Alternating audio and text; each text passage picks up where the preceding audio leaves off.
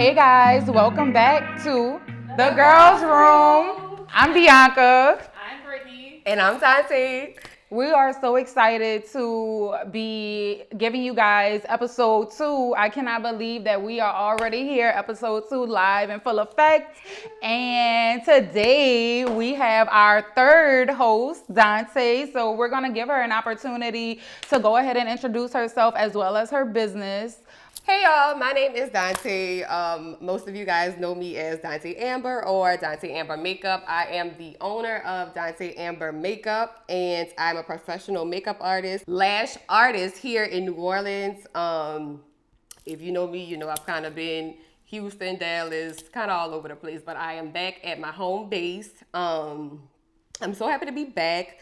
So happy to be back into the flow of things, and I'm so happy to be a part of this amazing podcast with some amazing women. We have a lot of exciting things in store for you guys, and we're just ready for, to bring the women together, to make it a moment for all women to feel included, to feel like themselves, to feel like they have somewhere where they can just, be free to be them. So I'm really, really excited to be on this journey with some beautiful girls. So, yeah, I'm not gonna hold y'all too much. If you know me, you know. you know. So, welcome to episode 2. Welcome to episode 2. Episode 2. Yes. We're gonna turn up in here. Yes. We're gonna turn Yes. up in here. So, how y'all doing? Oh, I'm good. I am really good. I feel like, just probably like everyone else going through a transition. Yeah. We go through ups and downs in life. I'm in a really freeing space currently. Business is great. I'm a mom of 3. You guys know that from episode 2. They keep me really busy. I'm currently in school to get my aesthetics license, and I'm just going through a real shift in a good way. So I'm feeling good. How you feeling, Brittany? I'm good. I cannot complain. Thank you. I am blessed. I'm thankful. Yes. Business has been good as well. Had a couple transitions with business, but still good nonetheless. And just being a mom and just enjoying my moment right now, the era that I'm in right now in my life. So definitely am enjoying the time and just living life the best way I can. Life we like Yeah. to navigate through life as a woman It has its ups and downs, but I feel like, the word or the theme has been flexibility, being able to, pivot when life comes. I feel like, we're not married to anything per se. So it's like, change is all a part of life. Once you feel like you climb over one mountain, it's a bigger mountain right behind it. So it's important to really be flexible and really be able to, find your footing no matter what life brings you. So and finding things to kind of keep you grounded during those times of transitions is really important, because it's easy to lose, your footing, like you said, when you are going through so many shifts. And sometimes shifts, it's not just one. You could be dealing with 3 at a time, and you have to know how to, kind of reach, like, what's the word I'm looking for? Not retract, because I don't know if retract is the word. I'll be making up stuff. But just to kind of put yourself back into position to, get back into your flow and your path, and finding what works for you, the things that don't work for you, and making sure you're staying away from those types of things. I think it's really important too to not feel sorry for yourself or victimize yourself. I think there's a difference between processing and feeling sorry for yourself. I think processing your emotions and processing where you are is really important, but I think the graciousness comes in not feeling sorry for yourself, because life, I feel like, be lifing for everybody. No one has it easier than the next person, even though it might appear that way. We all have some type of struggle, no matter what that looks like for everybody's dealing with something. Correct. Everybody you come in contact with, like, everybody. You think that they have it all together, but everybody has something that they're struggling with, no matter what, and everyone has insecurities as well. So, is that one of our topics that we're covering today? Navigating through life and just womanhood? Navigating through life and just womanhood and just the things that, we go through on a day-to-day basis, trying to always be the strong person for your family or your friends, Yes. because usually a woman is, women are the matriarchs of the family. Right. So that goes from sometimes from a teenager, helping your mom, helping your siblings raise their kids or whatever it is. Right. And it kind of carries on. So Right. I think that's something I can resonate with. Even some of my friends, like, we're like the ones that our family like lean on for stuff, or friends lean on and think like, oh, she good, but We it's were the like, ones to shake things up. Like our generation, like we were the ones to shake it up, because before we came into the picture, they were doing things the old traditional ways. Therapy wasn't a thing either, so they weren't able to have these moments. it wasn't even therapy. And it has always been therapy, but that was never the verbiage. It was Right, always right. like, you're going to see a shrink. Right. You're going to see a psychiatrist. Like, it making it seem like you have a psychotic or psychiatric issue, but it's just therapy. It's somebody to talk to. It's somebody to listen, because it's in the Black community, everything is always getting swept under the rug. Right. Like, whatever you're going through, or you got to be strong. You need to be strong. Don't cry, and this, that, and the third. Nobody taps into emotions. So many Black families and just people, I feel like, just know they're not emotionally available. And I think that's something that a lot of women struggle with dating. Like, men are not emotionally available. Some women may not be as well, but I know for sure, talking to different women, that's their issue. They're not emotionally available. They're not, some of them are not even supportive. Like, they may want you to do this, or they may say, oh, I don't want no girl that don't do nothing, this, that. But then when you are, it becomes too much, so then you're like, you're not being submissive, it's like, they don't feel like, it's almost like in a relationship, you don't feel needed because that person has their own. And I think in relationships, people love to feel needed and necessary. and I feel like that is a good thing, but then too, you have to look at both parties, Are you someone, as far as a man, like, every woman wants a man to lead. Right. But if you're not leading, where are you leading me to? Like, we're not, so at the end of the day, I have to still stand my ground and make sure I'm doing what I have to do in case something happened, because I'm not positive that you could lead me. Right. Yeah. And it's not a jab at you. It's a lot of times a learning process, but I think people take one situation to heart so quick, and they just like, oh, they think that you're trying to emasculate them, or you think you're better than them, or whatever it is, and it's like, that's not the case. When I'm trying to help you grow, I'm trying to teach you, I'm trying to kind of mold you into the man that I want you to be. But they take it as like, oh, you trying that to them could be taking a jab for at sure, them. like, oh yeah, you trying to make me to be somebody I'm not. I'm me. This is what I'm gonna be. But well, if that's the case, then we can't be together, because I'm not the same Brittany I was last year. And so I don't boils want. down to flexibility. Like Yeah. Well, I think too, a lot of times, the disconnect comes in communication in the beginning of a relationship, and really setting the bar and setting the expectations, and knowing like, overshadows everything. Yeah, and I feel like sometimes as women, just to bring it back to us, I feel like in the beginning we look past certain things, and I think that's our fault. That's where we kind of, have fault or find fault in the situation, because And I feel like that's in the honeymoon phase. Like, you look past all Certain those things, red flags. you like that oh, this person, was, or I'ma just let, and then you in it 6 months, when it kind of go to slowing up, all the fun kind of going down. Concerned, they're like, oh, But this was all good in the beginning. Correct. Right. We think that we can love them to be better, like love, give, just keep pouring so much love. Oh, that'll make them change. Let me give them more, and maybe that'll make them change. No, all it's doing is just making them just they take, and your cup is not being refilled. Ultimately, you are, but you're molding them to not give you what you want. Yeah, and it's. Love language is a real thing. Yeah. You have to, number one, know what you need as a person. And that takes time. That takes, a moment for you to really sit with yourself. Maybe, be single for a while. But you need to really sit with yourself, meet your needs first, and decide what are my needs. Mm-hmm. You have to be able to identify that, so that you can even begin to tell someone else what you need. Right. We all need different things. Like, a lot of people don't know. A lot of people are relationship people. They have to be together. Like, you have to be with yourself. And a lot of like podcasts I've watched, or just reading like documentaries or different things about different women, they had a single moment in their life where they were single for a long period of time, and then they met their person. They met their husband. So it's like, You know, you can't think, oh, you're going to be in this relationship with somebody for 5 years and then you jump into another one. And then that don't work for a little while and then you jump into another one. Because this is the thing.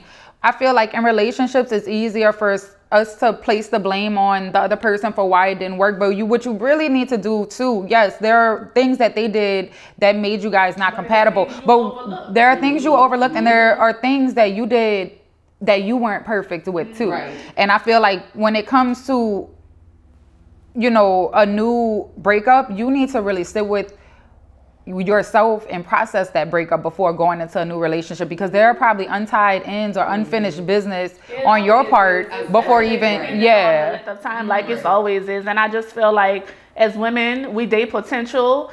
Some of us are very loyal to a fault, and a lot of people don't understand accountability. And it's like, okay, you've been with this person for this long, you're unhappy, whatever. But then it's like, well, you ain't doing this. Okay, well, how much longer? What you expect? You know, how you expect a change of something and you still just allowing this to go on. You have to almost force their hand. Look, this is what needs to happen, because if you could write a list of all the things I've done and accomplished while we together and write a list of you and we not even meeting halfway, then what's going on? Right. You know, is there something we should talk? And that's where communication comes in. Is there something that I can help you with that I'm not doing? You know, is there something that I'm doing that you don't like, or vice versa or whatever? Because I feel like when you're together and just in a relationship or a team, you don't want it to be like you got a roommate or somebody you just are making it seem like you know, I'm with somebody and it look good on Instagram and it look good for family holidays, but you living in hell. You know, you want it to be like real. And,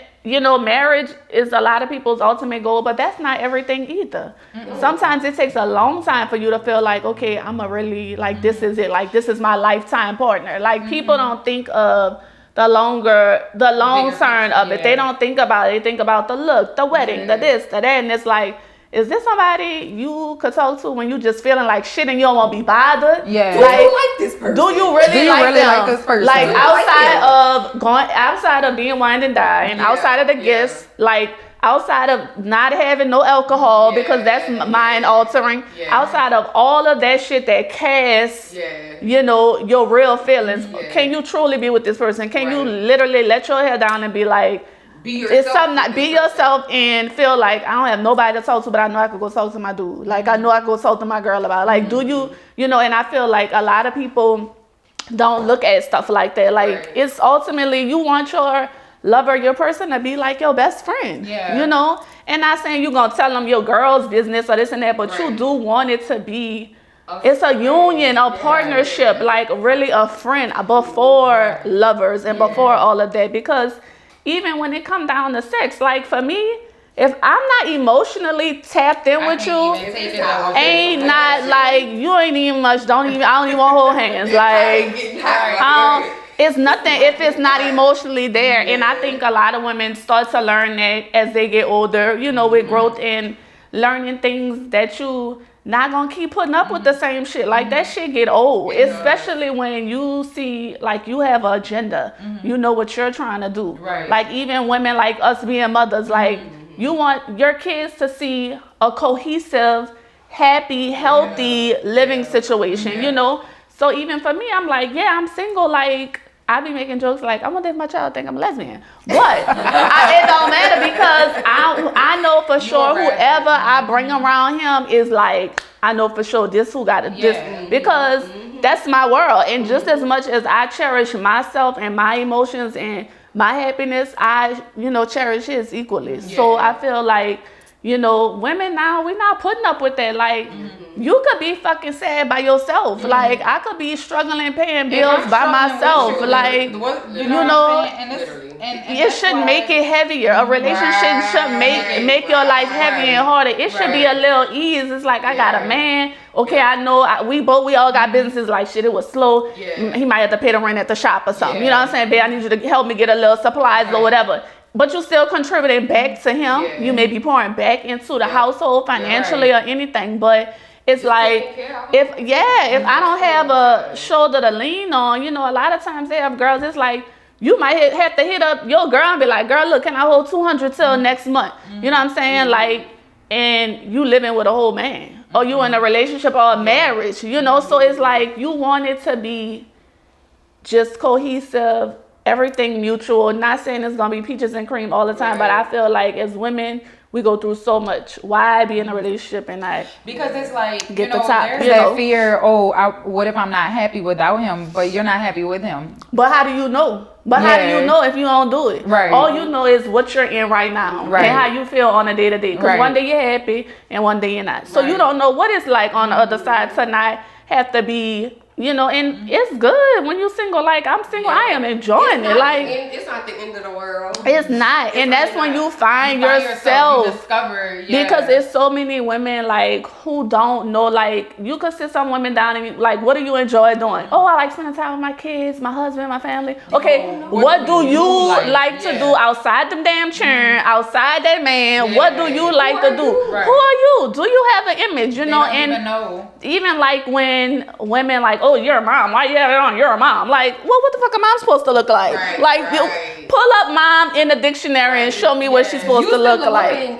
You're a woman. Yeah. I'm not saying walk out with your ass cheeks out and all that, but like a little skin don't hurt nobody. A little skin don't hurt. And if you don't feel your best, and if you're not happy, how you gonna take care of them children? How that household gonna be happy? But a lot of times it's projection. Somebody will envy you for the confidence that you have, so they'll try to make you feel bad about it because they don't have family. And they're speaking out of fear because the things that we are doing, you got to think about it. A lot of these women wanted to do these things and be these women, but they stayed in their shell because it was so frowned upon to have a voice. It was frowned upon to be confident. It was all of that was frowned upon. They couldn't have the confidence that we have right now, and then back in the day, the men was running shit. Now the roles have been reversed. The roles, and guess what? It's almost like, not to say that, they should have stayed in their place, but it's almost like, well, you know what? We're forced to get out here because these men not really stepping up to the plate like uncles and grandfathers and parents did back in the day. It's like you forced. No, definitely not. No shade. No shade for sure. Not at all. Facts. Like, but it's just, it's facts. And it's like, as women, we not about to just settle. We not about to be like, all right, then, well, I'm going to just, like, my kids need this. I need this. I want this. I want to see my kids have this. I want to leave this for my kids when I leave. So it's like, you're not going to do it. I got to do it. Somebody got to do it. So I think that raises a question for me. Do you feel like your life partner has to make what you make or better in order for you to be happy in a relationship? Me either. I don't believe that at all because at the end of the day, me truly what I would like a man who can take care of a home as well. Like a man who don't leave his drawers in the middle of the floor. Who, you know what I'm saying? I don't have to. Good hygiene. Who can help get the kids together? Who could cook? Who could just maintain the house? I don't want to have to come home from working a long shift, standing all day, and then I know, damn, I still gotta go home. I gotta go cook dinner. I gotta go to the stove, cook the dinner, do the homework with the kids. Like that's a lot. That's a lot. And I feel like in this day and age, it has to be a team effort. It does. Like, it's like define what the role of a woman is versus the role of a man. I feel like there's so much gray area in that nowadays because the role of a man used to be, you're the sole provider. But now there are a lot of women with children who are the sole providers. So how are you helping me? How are we taking off of each other's plates? Like a lady who's an esthetician, black lady esthetician out of town, and her husband is from Germany or something like that, and she has her business and she makes great money. He worked for her. Like he does it works because she does the social media. She's going to the training, she's doing the events, the back end, he handling all the back end, how to processing orders, shipping, all of that. He handles the back end. So it's like, dude, if I'm making the money and I could use the help, I'd rather you help me than me having people I have to pay, because I may not be paying you a paycheck, but you still could get whatever you need from me because I'm still putting into the household. So I don't believe in that, my man got to make all that and all. No, it don't. No, not at all. Because people's financial situations can change. Like, especially in entrepreneurship, that shit fluctuates. Like, you could be up one month and then real down the next. Like, it's just that easy, So, it's about balancing each other out, I think, at the end of the day. And I think that's where the harmony in relationships come, because it's a push and a pull at all times. It's, when I'm down here, you need to be balancing me out and vice versa. And I think that's where the disconnect comes in sometimes, is like, solidifying one person's role versus the other person's role, so. And it's 100. Like, you don't want nobody coming to you. Hey, you don't want nothing half-ass. So I don't want no half-ass man. Like, we don't want that. I'm giving 100. You got to give 100. And in order for me to submit to you, I have to first trust you. So there's that. I have to trust that you'll be able to have my back. If I don't know if you can have my back, then there's no way I can be vulnerable to you enough to submit to you. And that's the thing. They don't understand. They're like, oh, women don't submit. Their definition, not everybody, but some men, definition of submission is, they want you to cook, you gotta go cook. They want you to clean, you gotta go clean this. They want to have sex, you want to have sex. Like, whatever they want, they feel like that's submission, everything on the man, but that's not what that is. You know what I'm saying? And I feel like as a partner, when you have a partner, a husband, boyfriend, whatever, it's like y'all should be so in tune to where they can read you and understand and see if you are right. It should be submission on both ends, to be honest with you. We should both be submitting to each other. I agree. Yeah. And I feel like you should know, like, okay, it looked like she had alone. You know what? I ain't got to even worry about it. Let me just get some takeout. Babe, what you want to eat tonight? You know what I'm saying? Or you want me to cook something? Let me something, instead of assuming that just because I do it all the time, that I'ma still do it. Even, like, no. So. And I was having a conversation with a friend the other day, and she was telling me that, her husband had mentioned to her, oh, you're a woman, you're built for this. Because she's a new mom, sometimes tired. It's a lot being a new mom and running a business. And he made a comment to her, and he was like, well, my aunts used to do it, or I seen my mom do it. But you have to understand, like, women are tired. We don't want to be strong all the time. And they probably have mental breakdowns or they're a people pleaser. You see a lot of women who have, quote unquote, submitted, and again, they don't have individuality. If you ask them what they like to do, they don't even know. That's a problem. And that too, and on top of that too, is like you're just existing. You're just existing. You're not even living. When you leave this earth, do you feel like that you lived a fulfilled life? Do you think when you leave this earth, you're gonna know, you know what, I lived my life. I did the things I wanted to do. Or you gonna say, I raised a child, I took care of my husband, I made sure the house was clean. Girl, who won't do that all the time? It's not to slave. And this is not no shot against moms, but your purpose is not being a mom. Like, you take care of your children because you had that obligation, you brought them into your role, but in this world, but in the grand scheme of things, that's not your purpose. And then when they grow up and they get out the house and they have their own family, then what you gonna do? Then you're gonna be like 60 years old saying, oh, I sure would like that, and then you have friends who then did all that, and was trying to get you to do it then and all that, but you was so locked into everybody else but you. And I feel like, again, we women are loyal to a fault with a lot of things, we really are. And I hope that's something that women can take from this and try to change it. Even if you start off with an hour a day, giving yourself something, like if you have somebody in your family that's like, girl, bring them kids over here. And some people like, oh no, I'm not ready. I gotta have my kids. But you're really losing your mind. Like, you really like, and then it's like, and it's time for them to go in the world, you want them to just, all they know is their mama. You want them to be socially awkward. Like, that's not cool either, because then you're crippling them. You older and grown. You didn't did whatever you gonna do. You need to let them go. Let them know it's okay. Like, I'm not gonna always be here. And you're not, because we have to leave this earth at some point. And they have to know how to maneuver. You want to raise your kids to know how to maneuver in this world alone. Unfortunately, because that is reality. So I feel like women who have, if you know for sure you have somebody that can watch your kids, you trust, whatever, go have a drink. Go have lunch.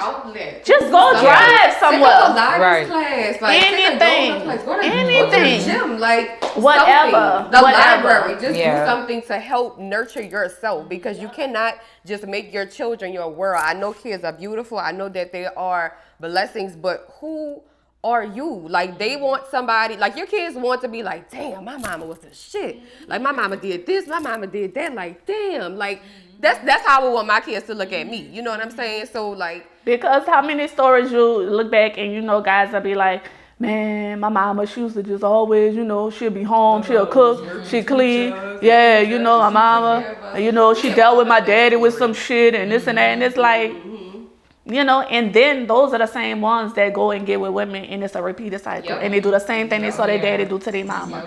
And it's like, that's the generational curse. That's the generational curse. And I think that's why, the dating pool has P in it currently is because we are rewiring. It's a whole landfill. But we are rewiring traditional things that no longer serve us. So that is why right now I do feel like there's a disconnect because women are finding themselves. And, I think for a lot of people that's unfamiliar, especially if you do come from a traditional household, it's like, well, my mama wasn't doing this. So there is a disconnect. But I think, once we get past this little hump, it'll be better. But I mean, ultimately, you got to get with the program because women outnumber men at this point. So we got to get with the program. Yeah, for sure. And if y'all don't want all these women to go and be with other women, I suggest y'all get it together. And that's at an all-time high right now, too. That is at an all-time high because at the end of the day, a woman knows what a woman likes. Like, women know,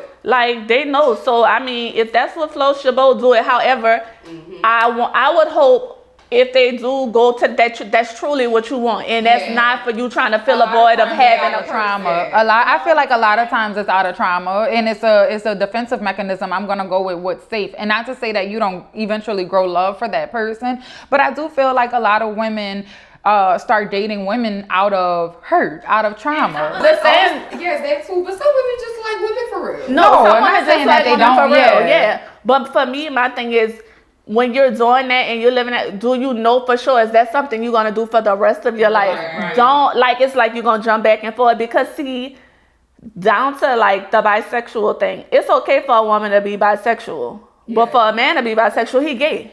Right. So it's like, why, I feel like women who do that, would you want a man to be like, oh, I'm bisexual, so I'm going to be with you, but I'm going to go build a home? You see what I'm saying? So it's like, I've had this conversation with people before, and I hate for it to seem like double standards, but men do it all the time. I'm going to have to let that be a double standard because if a man is playing both sides, then you really, I'm sorry, it just, you like boys. You like boys. I mean, women, I'm sorry, I give women a pass. And so y'all couldn't be with a man who goes both ways? Absolutely not. Absolutely not. Even like the new, you want me to try it on you. Listen, even there's this guy on TikTok that I follow, and he's like a trainer or something, and he has all these dating tips, like. You talking about, I ain't gonna say no names, but and he had, and he had, and look how it was. And he go back. And it's like, oh. Girl, it was like the yin yang. It's designs on his nails. Like, he don't just get like a manicure. It's like, he gets Jill. So he's flamboyant.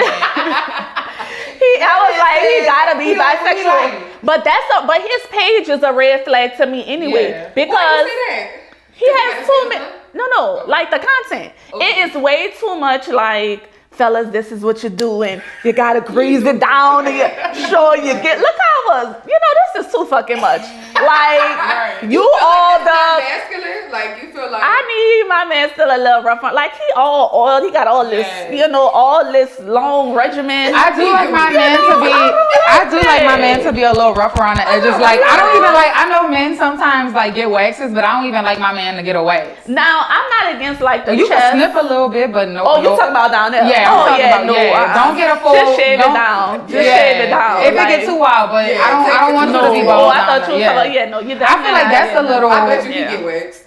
Oh, for sure, probably the butt and all, like the butt and all. Yeah, he give a little. What you call but that? That's because no, I think he is truly bisexual. But he went to jail.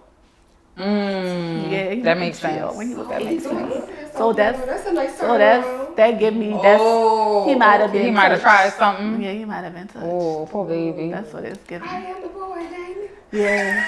Yeah, and he came out saying I'm a boy and a girl. Like He got the I'm sorry, polish. I can't get a minute pass. Y'all don't give us a pass for certain shit. I'm not giving you a pass. Because to me, when you like, I'm very visual, and I think I don't want to see what I think a man. But even when it comes down to health, health, like women when they're sexually together, it's toys, it's oral, it's not like no penetration. With men, it's the penetration to me. Like, I don't care, like, it'll say, oh yeah, a gay dude sucked me off, I'm not gay. You're fucking gay. Like, you let a grown man, like, you're gay, I'm sorry. I agree. Like, that's why I say it's acceptable for women and not men. And I just feel like, that's not cool. Like, you go, because if you just think about, like, men having sex with multiple women, unprotected or whatever, like, you put your vagina in her, and then it's all this bacteria, and then you go bacteria, and then you go have sex with a man, and then you come back. Like, this is the thing. And that's why the AIDS rate is so high. But the reason why I think it's more socially acceptable for women, because in my opinion, women are sexy. Yeah. I wouldn't look at a man and say, but I wouldn't look at a man and say he's sexy. Like, that's not how I describe a man. I would look at him and say, oh, he's fine or he's attractive. But like, that's why I don't do like men strippers, because to me, a man doesn't have the power to seduce a woman, but a woman is seductive. So I think it's more of a fantasy to see women together, because women are just sensual, like just in our makeup. That's what a woman was made to be. Right. That's what a woman was made to be. It's not God gave us sex appeal. Exactly. We are the ones who can, like, a woman can look at you a certain way. Yeah. We're the ones, like, and that's why I just put some respect on it. Yeah. A woman could just look at you. And literally, just from the smell of a woman, like a woman walk past, like, and I'm not gay or nothing, I'd be like, damn, she smell good, you know what I'm saying? And that'll be that. So it's just like, you see a nice looking woman, you see, it is a different feeling when you see a nice looking man. Yeah. It's just totally different, because women are beautiful. Like, that's what we was put here to reproduce. Like, we are it. Like, that's it. So I feel like if I was to be reincarnated, I would not want to come back anything other than a woman or a butterfly. And I feel like more women live in their truth than men.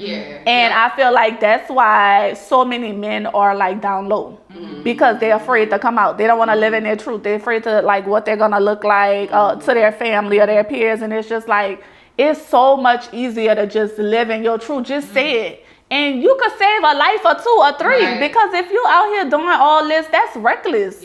Like, people could get hurt. You could get hurt. That's like, you can actually try. And it's like, even like the guys who are like, like the transgender and stuff like that, like, they're getting murdered for things that, it's just like senseless, because you gay, you on a down low, you got a girlfriend, but you won't mess with the transgender. But if you won't get mad at the transgender, if your wife find out or your girlfriend find out, then you won't fight them or kill them. But you're not living in your truth. If you was living in your truth, none of this would have happened. You could have just said, I want to be with a man, or I want to be with whatever it is, and that's that. But how you mad because you're trapped in your masculinity, and you mad that your secret then got out? But if that's you, that's you, and it's okay. Just embrace it. It's like, okay. It's okay. Like, it's so welcome now. At first, being gay was so frowned upon, and it's disheartening. Like, I would feel bad for people who would because I do believe some people are born that way.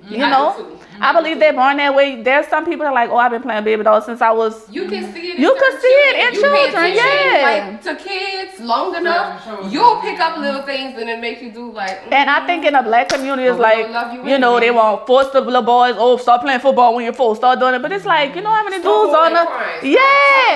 Like, let them cry. Let them. And that's why now we dealing with men with no emotion.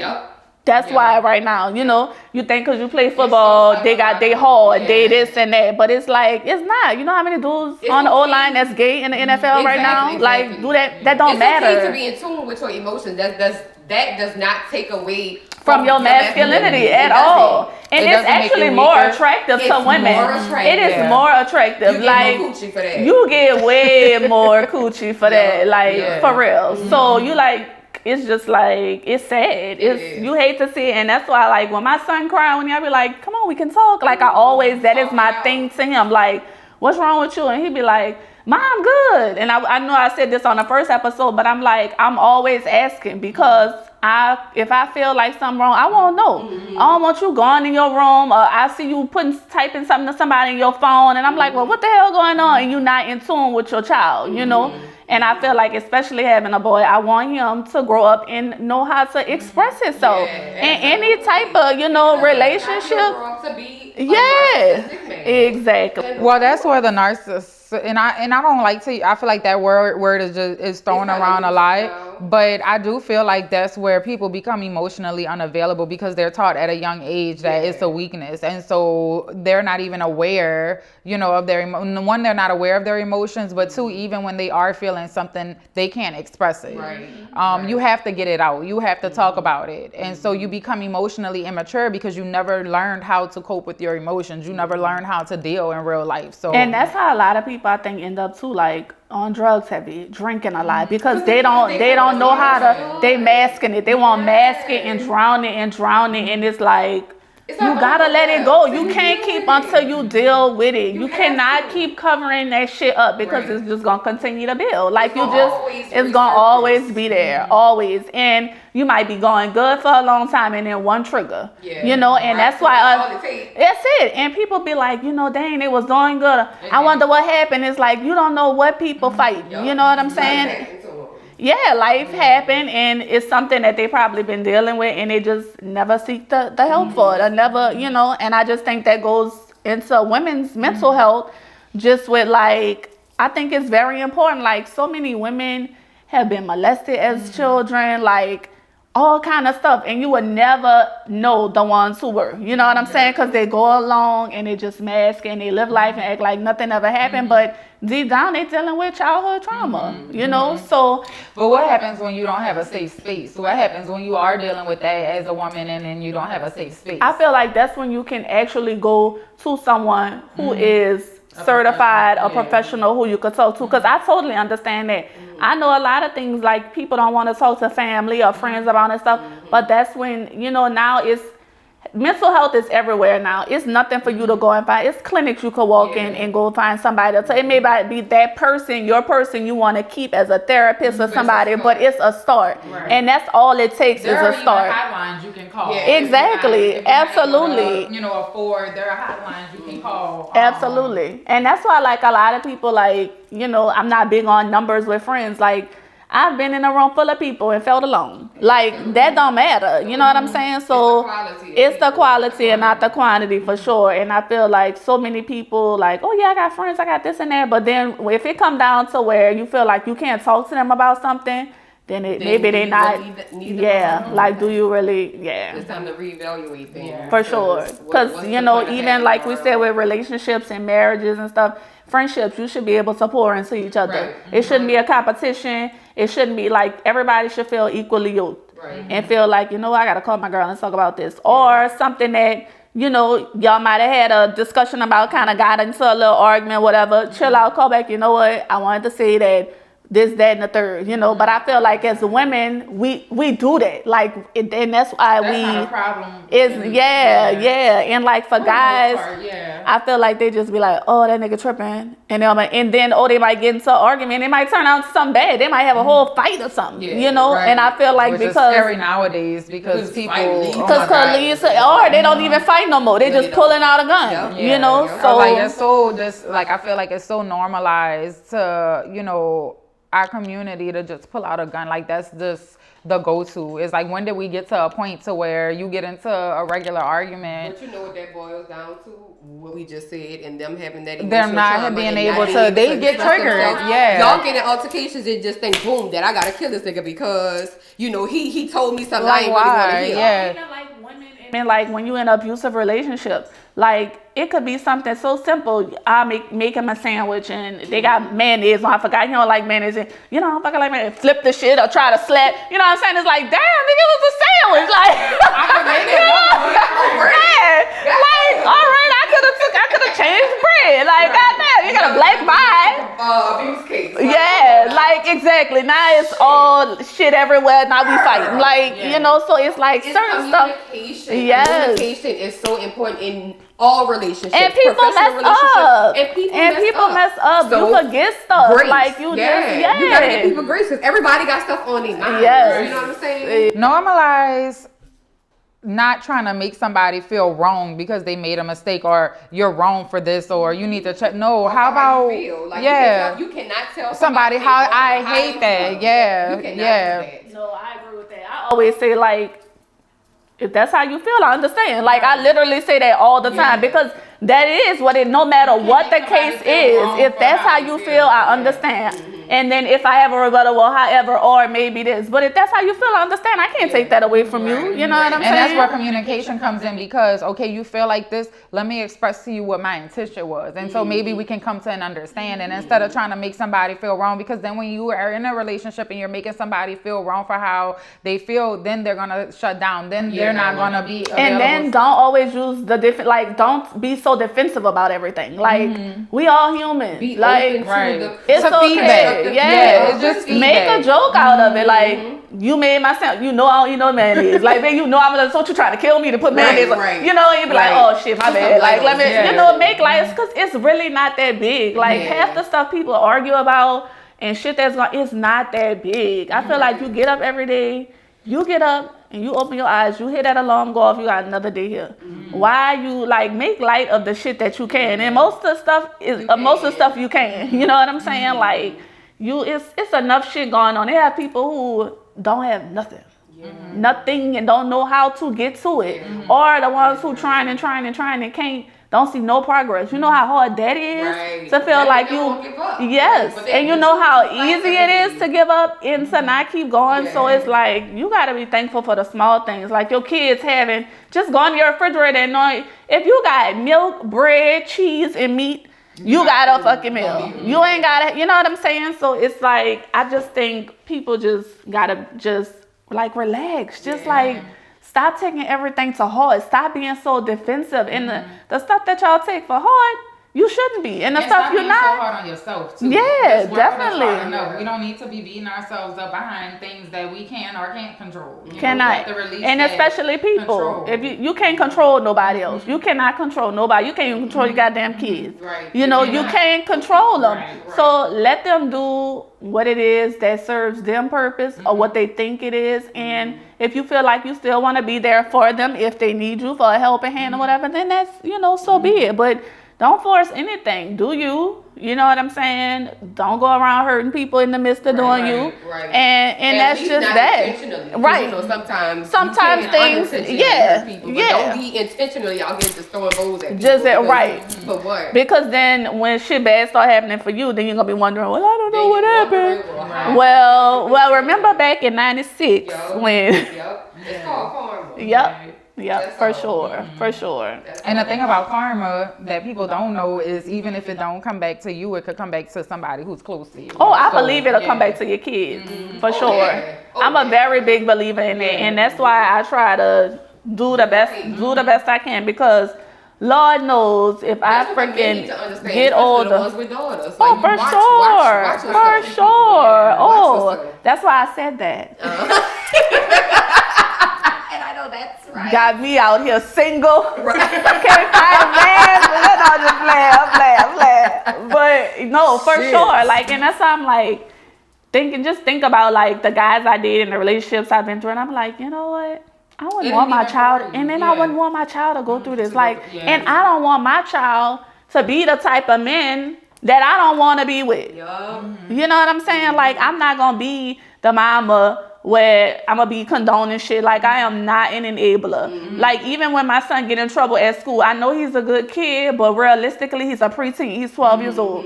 Drew, what you did? Like, tell me now what went down, because at the end of the day, I got your back, front and back. You know this, but you gotta tell me the truth. Don't have me going in half-ass blindsided about something. So I feel like you tell me what happened, and if I feel like you wrong, whatever, you gotta take your lick, and that's what it is. But I'm not gonna pacify you because you feel like that was right, because it wasn't. You was wrong, and you gotta suffer the consequence for whatever it is. Yeah, because some mamas will be like, "Oh, what they did my baby." You can't do that. You can't And do that. and guess what? Tyrone ass is bad. Bad. You don't think he And like we always And we say, want to get mad with the teachers and want to go fight the teachers. Yeah, nobody knows their kids. Your parents don't even know you. Like my parents don't know, you don't know your kids for real. So the kids that you have in your house with you, that's my babies. That's not that. And girl, they be going to school. I mean, was in Drew. Not even in school. Listen, girl was in Drew phone talk about, cause I'ma kick your ass, girl. One time he thought I was asleep one night. He was on the game. He was like, yeah, bitch. Look, I was, hold on. I said, hold up. He said, you thought I was asleep. You thought I was asleep. He bust out laughing. Because I'm not going to be like, I'm a bitch ass, but I'm like, come on, at least, peek in the door and see if I'm asleep. But I was up. Whispering. Yeah, I was up, girl, on my phone. It was like 2 a.m. one weekend. He was like, yeah, bitch, yeah. I was like, what? My stepmom was like, well, I mean, you curse like a sailor. I said, but he was saying it like in the right way and everything. Like he was really saying it. Girl, and Drew had to be like 10. He had to be like 10 at this point. I said, girl, they had to. 10 years old, we was slick side, dropping them damn bombs. Girl, listen, he was going off on you, but I said he done did something. He done pissed him off because he was calling him, yeah, bitch. I said, girl, you stop that. But I tried to be, I for sure just like try to make him understand, like, son, it's not right, so he can have that clear communication. One day when he told me, he was like, he felt like he really could talk to me about stuff more than he could talk to his dad. I was like, inside, I was like, well, good, that's what I want you to know. Look, I was like, call my friend. I was like, bitch, Drew told me. Because it makes me feel good. It makes me feel like, okay, I'm going down the right path. I'm doing, I want you to know you could come to me about anything. Like, but I don't care what it is. And like, even like at this age, some people are like, your son let you see him naked. I'm like, yeah, I said I was surprised too, because he recently had like a rash, so I had to put like some cream all over him and all that. And he was like, I'm like, all right. I was like, well, turn around. I was like, let me do you. But like, he was like, all right. He like saying like on his phone, like doing whatever. And I was like, I was more creeped out, like shit. But I was like, well, he comfortable, and that's what I want. I never want my child to ever feel like he can't come to me or he afraid, because that's when they go out and they go meet these other people and they say, oh no, bro, that's good, you get it, and then you like, what happened to my good child? In a lot of cases it's like that, but then so some people, like what your child was into. So like were y'all like rebellious teenagers and things like that? Like, did y'all get in trouble a lot as children, teenagers? Girl, I think being a girl, very sneaky. I have learned. I was rebellious at 12 and 13. I was that 12-year-old that was sneaking out the window after my parents. I ain't never did that. I was sneaking out the window at like 13 and 14. I did some shit. Like y'all was so scared of my mama. I did not fuck around with that. I had no fear. I didn't care. I was like, I'll deal with the consequences later. Bitch. We ball, bitch. I'm out here. I live life like that, girl. Like my mama, because she was embarrassing. I love you because I know you're gonna watch this, but she was embarrassing. For real? There was this. I was in high school, and there was this house party literally around the corner from my mama's house. My mama pull up to the house or whatever. She go to the DJ booth. No. She goes to the DJ booth and she tells the DJ to tell me to bring my ass outside. So the DJ gets on the mic. Dontae, your mama said, bring your ass home. I said, oh my God. Like, why I'm around the corner? Why you had to go this far? Why? And then there was another time, one of my friends who lived up the street, my best friend in high school lived up the street. And so they had like a movie room in the garage. And so we were over there. Her parents was home. Like her people were home. Me, her, the dude she was talking to, and the dude I was talking to, you know, we sitting in there, we literally just watching a movie. And it's dark in there, but the movie is playing. So I see my friend's dad, like he's pretty tall, so I couldn't see my mama behind him. So he walks in before her, and he had this look on his face, and we turned and look, and he kind of stepped to the side, and there go my mama. And I'm like, how did she find out you wasn't supposed But to you be wasn't sneaking, but right? I wasn't sneaking. Like, I think it was just a simple fact that boys was around, you know what I'm saying? And so she just was like, How did she know? I don't know. Right. My mom gave me a lot of freedom. Like, That's so good. my best friend, no, it's not. Like, my best friend, my best friend, we still best friends. Drew's godmother. We were best friends since 7th grade. And girl, we still talk about it. We be like, you know, like girls from high school, like when we were at St. Mary's, we both ended up, you know, having to leave or whatever. Mm-hmm. So she ended up going to prep. I went to Warnisa. And so like we say like, she was like, I feel like they expected us to be like less than because we were so wild and rebellious, like we were very bad, you know, so not very bad, you know. But, you know, I just think like they didn't expect like when they see us and they be like, oh my God, like they be like, oh, y'all look so nice and your kids. And but I think people like, they don't understand like people change. Yeah. And like even sometimes you could look at people who was in high school, you be like, oh yeah, they was good at 2 shoes. And you might look at them now and be like, bitch, they got 50, 11 kids. And they ain't got no husband and they ain't got no, you know what I'm saying? So I feel like that's why you can't hold people accountable for how they were a few months ago or a year or other years ago because people change and evolve. But in high school, girl, I was bad. Like it was bad. And my mama had so much trust. Like she just thought. You know why? Because you gave her that facade. Like, I literally did. I think such an angel. I'm just going over to my BFF. Girl, but my best friend would come by me all the time. Her mama would be like, okay, you gotta come home. She like, no, Y'all used to speak the call? No, we didn't stick the call, but what we would go, like, we always had the weekend plan. We had the weekend plan all the time. First of all, we had Saturday detention every Saturday. Damn. Like, we had, because we was big. And so my mama would come get us and, you know, still be like, all right, we're going to go to the mall. Like, still, you know. So wasn't punished for... No! Damn, so you get your phones taken away and none of that? I mean, and I get it back. Right. Like my dad used to take my phone, so my mom and my dad wasn't together. So when I would go by my dad, like if my mama like she punished me, so he'll take the phone. But then I go to the house and I go get it because it's right in the same spot. Like it's just like was foolish. Like that's why I was like, you know, I really turned out to be a decent woman because it was a little bit of foolish parents in here and there. Like they was just soft parenting, you know, and just very like. So kids do take advantage of it. Kids take advantage, but I think they was just more so like trying to give the freedom so I wouldn't sneak and do it. But I still was I was doing what I wanted to do. Damn. And that's why I think like kids, there's a difference between a child respecting you and a child fearing you. Like when a child respects you, they do know better. You know what I'm saying? And but I wasn't scared. I respect my parents. Like I definitely did. I'm more of a softie though. Like you don't even have to hit me. Like if you holler at me, I'ma start crying. Like that's how I was. But I was terrible. Like I went and got me and my best friend went and got a tattoo at 14. Like we was bad. Like my mom was like, "What is that on your back?" What? I remember when I got caught by tattoos, and it's so funny Like, because it was- I hid it for so long. I didn't hide it long because my little sister, she was a baby. And so, but she was old enough to talk. Like she had understanding, you know. So that's when them low riders was out and all that. And so I got out the car one day.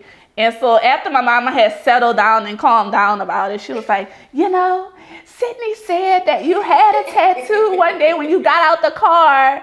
And I was like, girl, what? Like, you know what I'm saying? And she was like, Britt got a tattoo or something, she said. And so she didn't believe it. And she caught me bending over one day in the laundry basket. And that's how she walked up on me from the back. I thought she was going to rip my whole ass cheek off. What was your first tattoo?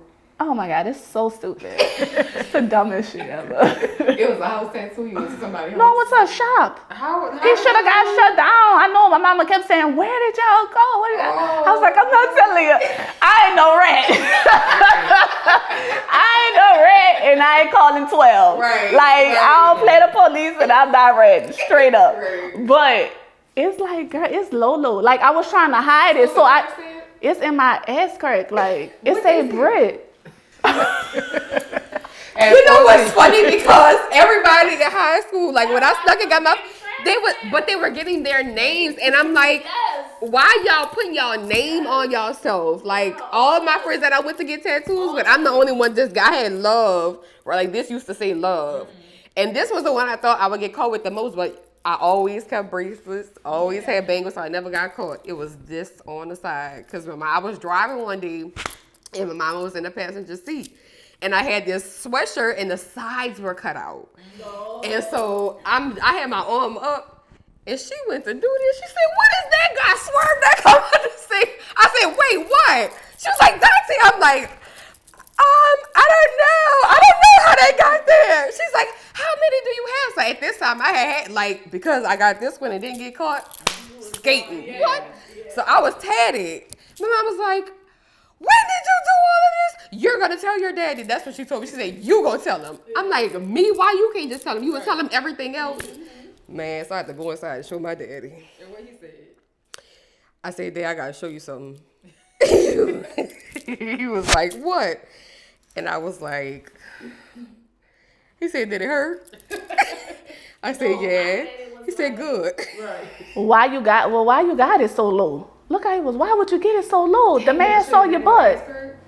Yeah, it was in my ass crack. 14. I was horrible. Oh. That's why I'm glad I don't have a daughter, and that's why I don't really want any more kids, because get a girl. And Drew was so easy of a child, and I'm hoping, Lord, when he go to high school, it don't get terrible. Yeah. But I'm like, I know my second child will rock my world, and I'm just, I'm too old now. I'm tired. No, you ain't old and tired, girl. Yeah, I can't. You can do one more. You can get that girl. I do, honey. I got honey. Honey is the cutest little thing. Honey She's is so funny, girl. It's our little mascot. Honey got social anxiety. She really does. Girl, when I be getting ready to go, honey be. My friend be saying, you might need to just get a little some of the CBD peanut butter stuff they got for the kids. Honey is so nervous. What's up, girl? Nervous energy, girl. All over. She literally bounces off walls. Yeah. Literally. She does. The cutest little thing. She's so disgusting. The cutest little thing. Yes. Girl. Damn, we have a time. Y'all, listen. No, I do. I'm not gonna lie. Like when it's time for me to cry, I just let it go. Like my children have, even though I try to, be strong for them, I have cried in front of my kids before. I think that it's okay, Mm-hmm. I think it just depends on, your style of parenting.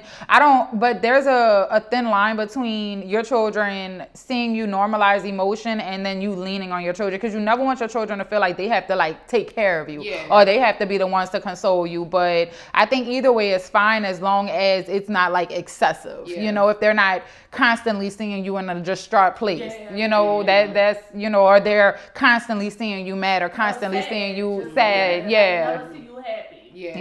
But I know plenty of women who, they cry in the shower. Like that's their retreat, I cried in the shower. The only time Drew ever saw me cry was at my grandmother's funeral. And he was crying so bad, I had to stop, because I was like, hold on, I got to get it together. But I don't know, I just never, I feel like, I do cry in the shower, and that's when he don't see me, and then by the time I get out, I'm good. I'm like, all right, I got it out, I'm good, and I could, go, but that's when I cry. I've cried in the car before a few times, but I'm like, thank God for tinted windows, because it'll be like, I could hear a song, and I just bust out crying. It's just small things, but crying is freaking needed. It'll be times once it's a person I'm around, I'm really vulnerable, and I know that I can open up to you and talk to you about certain things. I know if we start talking about something, or a loved one who passed or something like that, I may very well get teary-eyed or cry a little bit, and that's it, But I feel like crying, you gotta let that shit. It's so many times I didn't cry and I was like, oh yeah, all right, let's go to brunch. I be ready to go do shit. I'm good now. So I feel like it's needed. And sometimes, at there been times I didn't bust out crying. I'm like, I don't even know why I'm crying. Why you crying? What's wrong with me? Bitch, I'm crazy.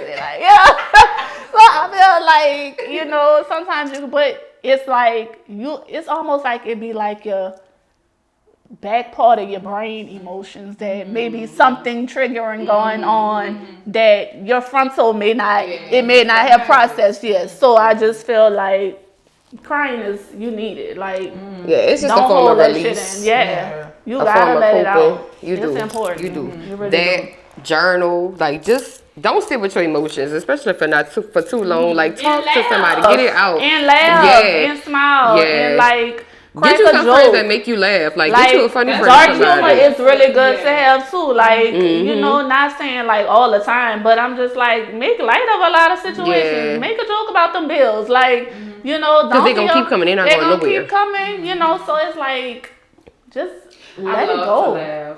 Laughing is my favorite thing. It makes me feel like a child. Yeah. Especially when you get a good, hard, my stomach hurt laugh. It's just so. I love it. Like I can't stop crying. I love laughing so much that I laugh at myself all the time. Like I was just on the phone with you earlier, bust out laughing behind something I said yesterday. It's just, I love to laugh. Love. Yes. That shit. That shit. We ain't here for a long time, just a good one. Oh my God. For real. Girl. Well, ladies, it was a great episode. It was. What can our audience look forward to for episode 3? I guess. Yes. Yeah. Who will it be? Will it be you? We don't know. Yeah. Are we gonna tell? No, we're not telling. No, we don't know yet. No, we're not telling. So, as you guys know, if you would like to be a part of the Girls Room or be a featured guest in one of our episodes, you can send us an email, thegirlsroomnola1@gmail.com. Come and sit on the seat. Send us an email. Let us know who you are. If you are a business owner, let us know what your business is and why you would like to be a part of the Girls Room podcast. Or if there's something that's on your heart that you want to share with the world too, that you feel like that's something that women need to know, or you know, whoever is watching needs to know, just something like you know, a message, just you know, or a topic, something we could discuss, Yep. you know, on the next episode. If you feel like you want, you know, our insight on a certain topic or how we feel about certain things, we're very open to that. Yeah, hit us in the DM. Like we're pretty responsive with that. So definitely let us know because we want to know your feedback. Y'all are our audience, so you know it's very important. This is for y'all. And we appreciate the support thus far. I feel like we've gotten a lot of love and it's truly, truly appreciated. And we're very grateful for the audience that we do have. It's definitely a continuously growing audience, and we definitely see you guys. So thank you so much. We appreciate y'all too so much. We love y'all. So we appreciate y'all for tuning in. Thank you. Thank you. On the Girls Room episode. Until next time. Bye. See y'all.